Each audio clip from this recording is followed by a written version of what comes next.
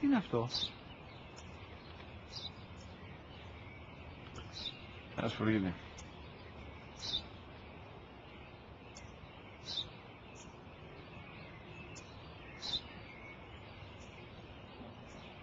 Τι είναι αυτό?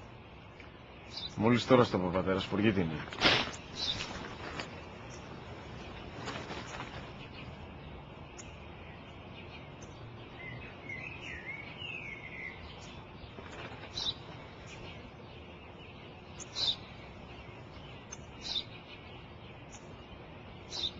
Τι είναι αυτό? Ένα σπουργίτη είναι, πατέρα. Ένα σπουργίτη. Σπου-γι-τι.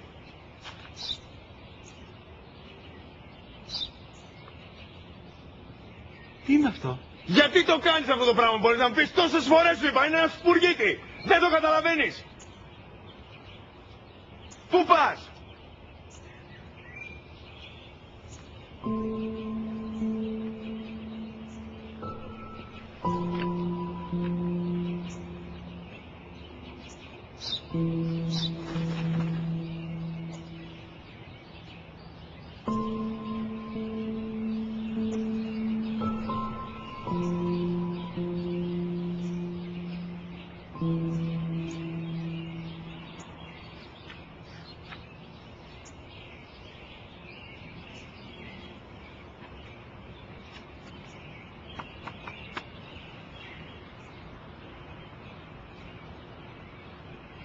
Δυνατά.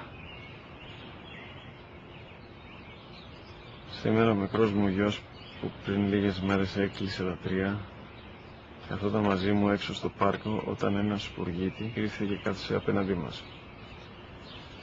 Ο γιος μου με ρώτησε 21 φορές τι ήταν αυτό και το απάντησε και τις 21 φορές ότι ήταν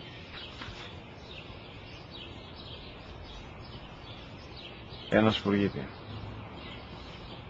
Τον αγκάλιασε τρυφερά και τις 21 φορές που μου έκανε την ίδια ερώτηση, ξανά και ξανά, χωρίς να εκνευριστώ, νιώθοντας στοργή για το αθώο μου αγοράκι.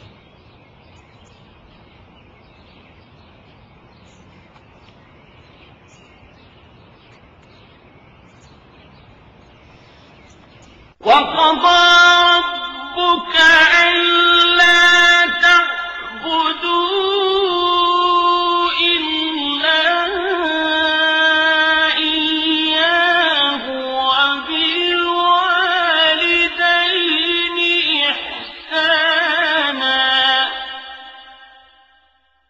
إِمَّا يَبْلُغَنَّ عِندَكَ الْكِبَرَ أَحَدُهُمَا أَوْ كِلَاهُمَا فَلَا تَقُل لَّهُمَا أُفٍّ وَلَا تَنْهَرْهُمَا